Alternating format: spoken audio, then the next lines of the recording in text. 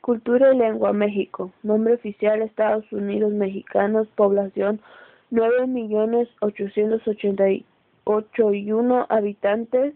Área: 1.009.058.21 km². Capital: Ciudad de México. Principales exportaciones: productos industriales y agrícolas, petróleo. La Revolución Mexicana. El 20 de noviembre de 1910 señala el comienzo de uno de los eventos más notables de la historia de México, la Revolución Mexicana. La revolución se extendió con rapidez por toda la nación en un movimiento armado que buscaba terminar con el mandato dictatorial del general Porfirio Díaz, quien se había mantenido en el poder por más de 30 años con el apoyo del ejército, de la Iglesia Católica y de la aristocracia. Si bien es cierto que durante este periodo el país alcanzó un alto nivel de desarrollo industrial y económico, también es cierto que dicho proceso se logró mediante la esclavitud y la servidumbre de una vasta mayoría que poco a nada obtenían de beneficio. En estas condiciones, la revolución surgía con un gran ímpetu popular contenido desde hacía muchos años.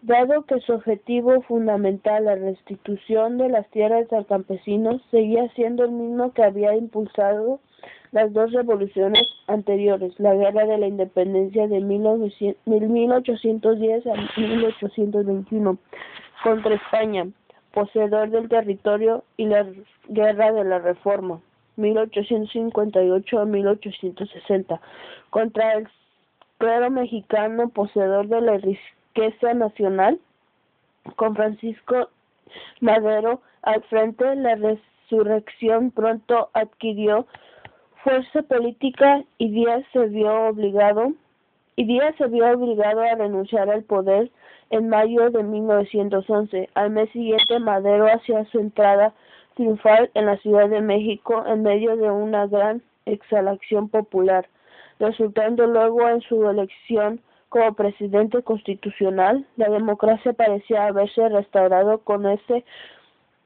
hombre de nobles ideales y espíritu conciliatorio, pero su mandato duró poco. A los 15 meses de gobernar, fue asesinado por órdenes del general porfirista Victoriano Huerta, quien luego se proclamó presidente de la nación. Se impuso nuevamente la dictadura, pero esta vez la iniciativa maderista ya había logrado despertar la conciencia democrática del pueblo mexicano, pues para este entonces en todas las regiones del país la gente sabía y se sentía partícipe de esta lucha. Venustiano Carranza emprendió entonces el liderazgo constitucional. Sin embargo, al asumir la presidencia a mediados de 1914, varios líderes, entre ellos Francisco Pancho Villa, jefe de la División del Norte, y Emiliano Zapata, jefe de la Revolución del Sur, no estuvieron totalmente de acuerdo con sus decisiones políticas, en las que no se trataba del problema de la tierra. Enseguida, Villa y Zapata tomaron control de la Ciudad de México, aunque sin llegar a formar en el sucesivo una alianza militar. De hecho, ni siquiera contemplaron asumir el gobierno de la nación. Querían lograr la justicia social, no el poder político.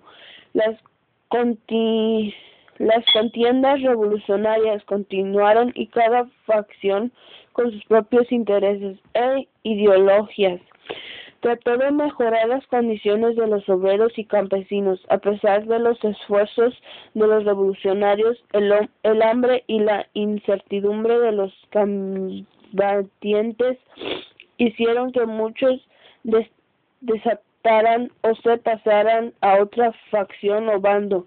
Y ya para fines de 1915, los enfrentamientos en el norte del país empezaron a disminuir debido a importantes triunfos de los ejércitos constitucionalistas de Álvaro Obregón, Adolfo de la Huerta y Plutarco Elías Calles sobre sobre las fuerzas villistas cada vez más debilitadas. Este hecho facilitó el retorno de Venustiano Carranza a la Ciudad de México hacia mediados de 1916.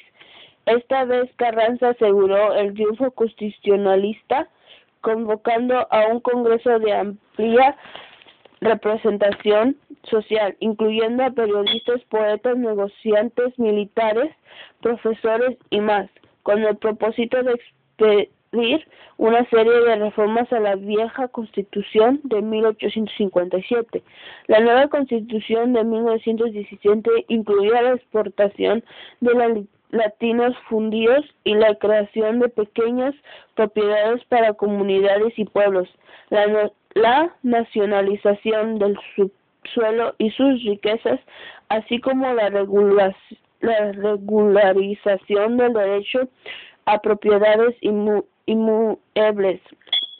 Con respecto al trabajo, se dio el derecho de asociación de obreros y empleadores como garantía a la protección de sus intereses, y se fijó la jornada diaria de trabajo en 8 horas y un día de descanso a la semana. Sugirieron en adelante nuevas asociaciones de campesinos y obreros, aunque también nuevas revelaciones de índole laboral, religiosa y política, esta vez sin consecuencias graves. Durante los gobiernos de Obregón 1920 a 1924 y Calles 1924 a 1928, se enfatizó la reforma educativa, prestándose especial atención a los artes como la pintura y la literatura, el petróleo y la industria metalúrgica, mayormente en manos extranjeras, recobraron su importancia como elementos de progreso económico. Aparecieron también nuevos grupos de poder y con ello un ambiente de corrupción que invadió no solo al país, sino hasta al propio Calles, que llegó a olvidar casi por completo las promesas de la Constitución de 1917. Esta situación cambió durante la presidencia de Lázaro Cárdenas, 1934 a 1940, quien finalmente emprendió el verdadero cambio revolucionario al llevar a cabo, entre otras cosas, la reforma agraria, con un extraordinario reparto de tierras y la increíble empresa de las nacionalizaciones del petróleo, obra que asentó las bases para el inicio de la era moderna en la historia de México.